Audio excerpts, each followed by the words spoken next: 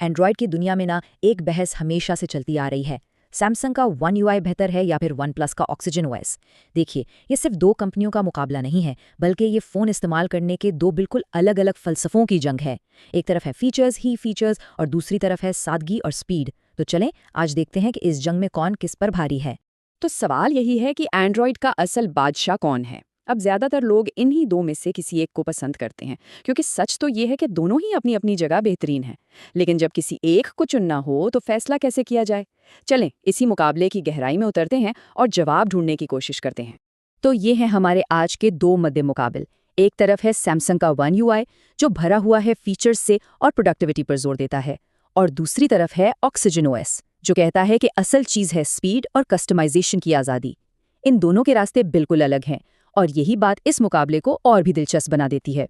चले जी, मुकाबले का आगाज करते हैं। पहला राउंड, और ये है लॉक स्क्रीन का मैदान।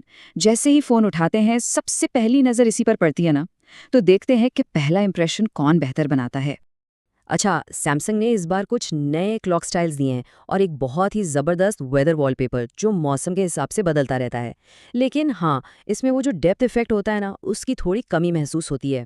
वहीं दूसरी तरफ ऑक्सीजन ओएस का डेप्थ इफेक्ट कमाल का है। ऐसा लगता है जैसे क्लॉक और वॉलपेपर एक दूसरे का हिस्सा हों, और साथ में अपनी मर्जी का कोई टेक्स्ट लिखने का छोटा सा ऑप्शन भी है जो इसे थोड़ा और पर्सनल बना देता है।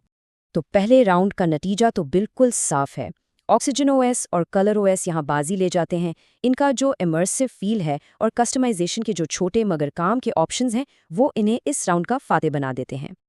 अब चलते हैं दूसरे राउंड की तरफ। यहाँ हम बात करेंगे उन खास फीचर्स की जो इन दोनों इंटरफेसेस को एक दूसरे से अलग बनाते हैं। असल गेम तो आप कह सकते हैं यहीं से शुरू होती है। सैमसंग ने कुछ बहुत ही काम के फीचर्स डाले हैं, जैसे दूसरे सैमसंग डिवाइसेस के साथ स्टोरेज शेयर करना आसान बना दिया है, कैलकुलेटर में स्मार्ट कॉपी पेस्ट है, और हाँ, तस्वीरों को छुपाने के लिए एक प्राइवेट एल्बम भी है। यह सब वाकई प्रोडक्टिविटी बढ़ाने वाले टूल्स हैं। लेकिन हैरानी की बात यह है कि इतने सारे फीचर्स के बावजूद एक बुनियादी सी चीज़ यानी ऐप लॉक अभी गायब है। वहीं दूसरी तरफ ऑक्सीजन ओएस की असल ताकत उसकी मक्खन जैसी हमवार एनिमेशंस और मल्टीटास्किंग में है। ये सिर्फ फीचर्स की एक लंबी लिस्ट नहीं है, बल्कि ये एक ऐसा तजुर्बा है जो फ़ोन इस्तेमाल करते हुए बहुत तेज़ और स्मूथ महसूस होता है। ख़ास तौर पर जब इसे किसी वन प्लस टैबलेट के साथ इस्तेमाल किया जाए तो मज़ा ही आ जाता है। तीसरा राउंड है डिज़ाइन और स्टाइल के बारे में। यहाँ हम ये देखेंगे कि इन दोनों की लुक कैसी है और इन्हें इस्तेमाल करने का एहसास कैसा है।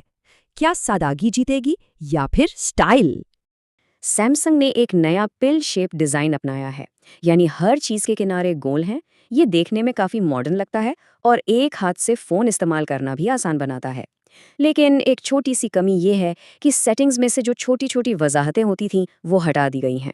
इसके बिल्कुल बरक्स ऑक्सीजन ओएस का फ़लसफ़ा है सारिफ को पूरा कंट्रोल देना। चाहे वो फूड डिलीवरी जैसे लाइव अलर्ट्स हों, आइकॉन्स की शक्ल बदलनी हो या फोल्डर्स का साइज़ तब्दील करना हो। और अब हम पहुंच गए हैं सबसे अहम राउंड में, यानी चौथा राउंड। ये है आर्टिफिशियल इंटेलिजेंस यानी एआई का मैदान। और आजकल की दुनिया में असल जंग तो इसी महाज पर लड़ी जा रही है।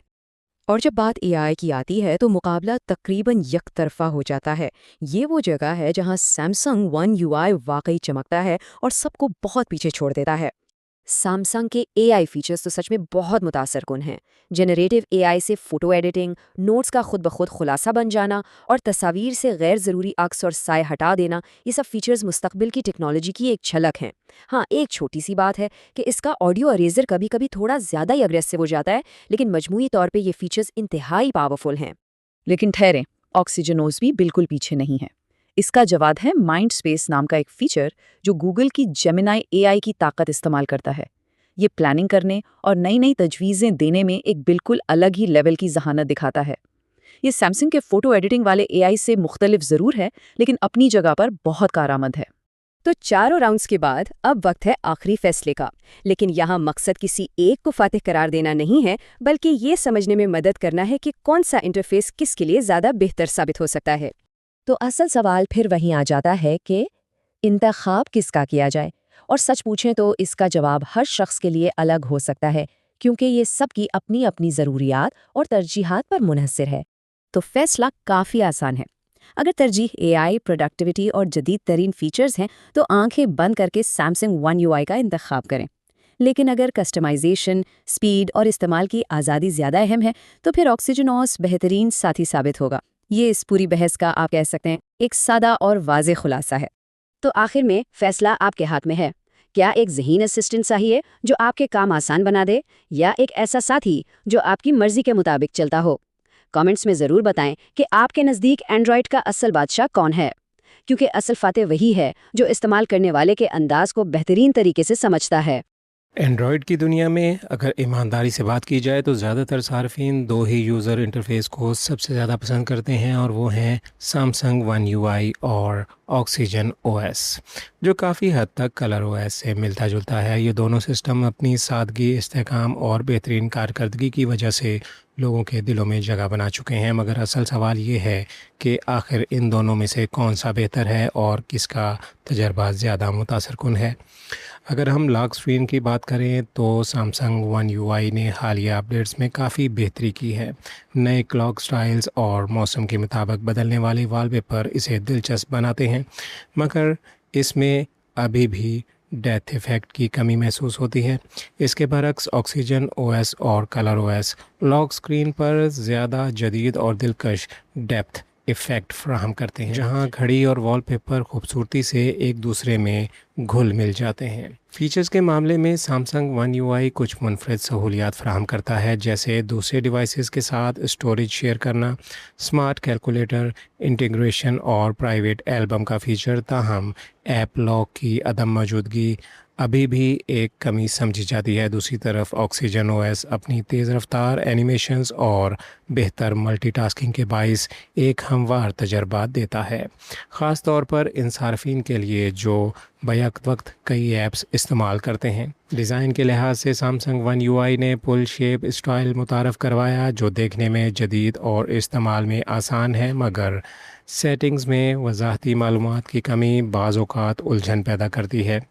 इसके मुकाबले में ऑक्सीजन ओएस और कलर ओएस ज़्यादा लचकदार, कस्टमाइजेशन, एडॉप्टिव आइकन्स और लाइव अलर्ट्स जैसे खसूसियात पेश करते हैं, जो यूज़र को ज़्यादा कंट्रोल फ्राहम करती हैं। आखिर में अगर एआई मजनूई ज़हान की बात की जाए तो सैमसंग वन यूआई इस मैदान में काफ़ी आगे नज़र आता है, जहां जदीद एआई फीचर्स जैसे इमेज एडिटिंग और नोटिस असिस्टेंट शामिल हैं, जबकि ऑक्सीजन ओएस और कलर ओएस का माइंड स्पेस फीचर जो गूगल जिमिनाई से जुड़ा हुआ है रोज़मर्रा कामों को मज़ीद आसान बनाता है। मजमूई तौर पर अगर आप जदीद फ़ीचर्स चाहते हैं तो सैमसंग बेहतर है, और अगर आप ज़्यादा आज़ादी और कस्टमाइजेशन चाहते हैं तो ऑक्सीजन ओएस या कलर ओएस बेहतरीन इंतखाब साबित होते हैं।